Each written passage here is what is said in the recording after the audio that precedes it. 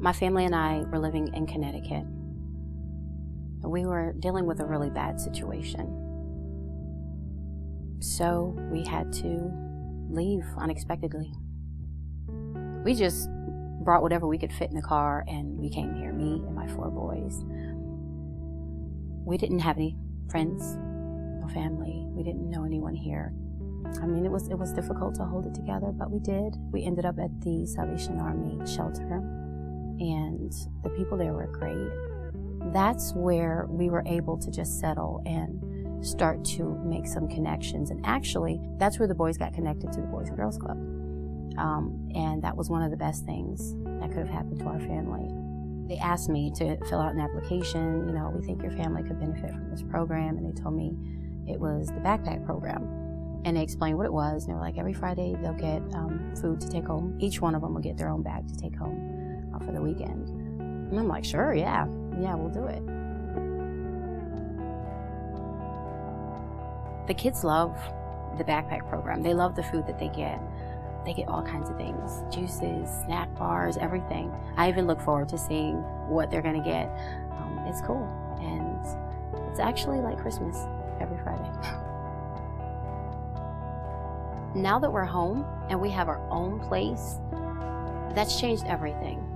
Everything. I mean, we're a lot more stable. I see that the children, they're happier. It's completely different from what we knew before. I remember one of my kids telling me, you know, Mom, I didn't know you were fun. You have such a pretty smile. I've never seen you smile like that before. I didn't even realize that it was like that I didn't smile, that I didn't have a lot of fun with my children. I mean, I tried, but I didn't know I was so down. And just hearing him say that to me, that really meant a lot to me, because that let me know that we're okay. We're okay now. If it wasn't for the United Way backpack program, it would be very difficult for us to get through the end of the month. I mean, it's food, it's essential, we need that. It's just me raising these 4 boys, these 4 wonderful boys. It gets really difficult sometimes. So having the assistance of these programs, it's amazing. I can't really explain how important it is to our family.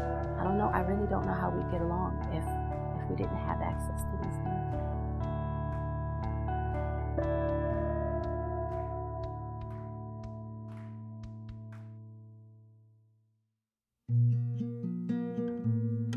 I felt so alone. I didn't really care about anything, and I just tried to fit in. And I got into a lot of trouble. I almost failed all of my classes. I wasn't myself. I thought, I don't mean anything to anybody. But when I met Elaine, it all just kind of got better. Elaine is like my mentor, and she comes and meets with me every Wednesday. And, you know, we just kind of talk, and she gives me advice, and sometimes she'll help me from here and there. I like how she doesn't just judge you. When we met, she didn't judge me at all. I think that's why I look up to her a lot as a role model. I found out about a club called Future Business Leaders of America, and then like the competitions came up, and I was like, ooh, yeah, I want to do that. Elaine helped me with my FPLA. Like, we practiced, I showed her what I had to memorize, and she went over it with me, made sure I didn't miss any words. It was easy with her.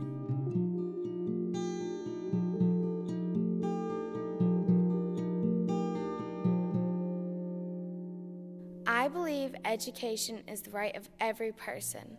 I believe the future depends on mutual understanding. And then when I told her that I won regionals, like, she was all excited and everything, and like, it made her happy because she saw that I succeeded at something. I did it.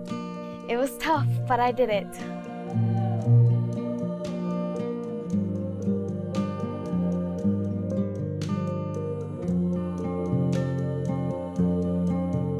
If it wasn't for communities and schools of Randolph County, in United Way, I wouldn't be as confident in myself as I am now. I would still be hanging around the bad crowd, and I probably wouldn't be making as good of grades as I am now. I have the responsibility to work efficiently and think clearly. I promise to use my abilities to make the world a better place for everyone.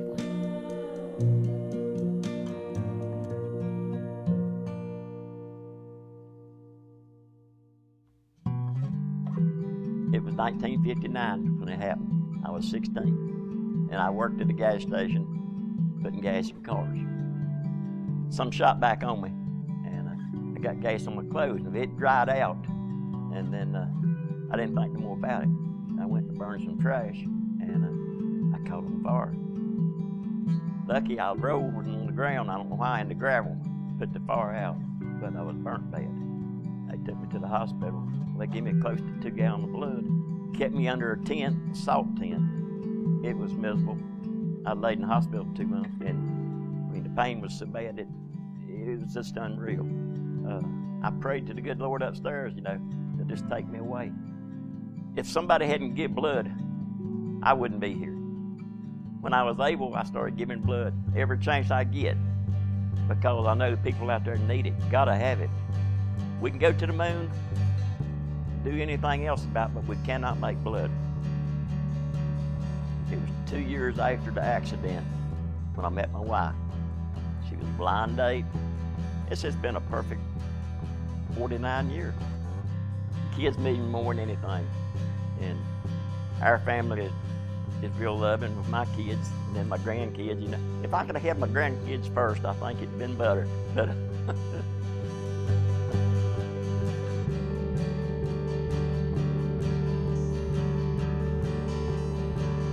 the Red Cross is really a family of mine. I mean, I've been going to it ever since I was 18. The blood that kept me going, once I paid all that back, I just kept giving. You get in a habit, to give, and I knew other people needed it just as bad as I needed it then.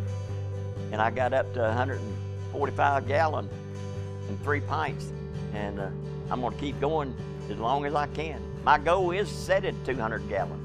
And then I'll probably, every time I hit a goal, I go up. You can save enough lives to fill up a big stadium. That's what I'm trying to do. Not all one day, though.